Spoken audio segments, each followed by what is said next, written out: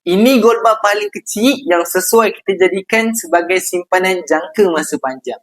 Dekat tangan saya ni tuan-puan adalah gold bar 5 gram yang nilai dia hari ni sekitar RM3,100. Dulu, gold bar 5 gram ni tuan-puan, harga dia harga retail. Tapi sekarang, Public Gold dah update. Harga 5 gram ni tuan-puan sekarang ikut harga emas semasa.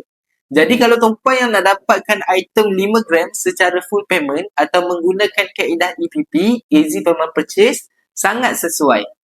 Kalau tuan-puan nak gunakan kaedah EPP selama 10 bulan, bermaksud sebulan tuan-puan perlu bayar sekitar RM310 sahaja. Gold bar 5 gram ni tuan-puan sangat sesuai kita jadikan sebagai simpanan kecemasan untuk 1 bulan pendapatan. Kalau tuan-puan menyimpan dalam bentuk duit tapi tak berjaya, simpan sikit-sikit tapi masih sedikit, cuba tukar kaedah kita menyimpan ke dalam bentuk emas, dapatkan item gold bar 5 gram ni tuan-puan.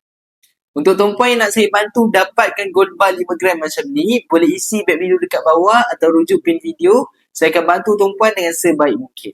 Belajar sesuatu hari ini, jom simpan emas dengan ilmu. Nak dapatkan lagi banyak ilmu emas dan kewangan, boleh tekan like dan teruskan follow saya.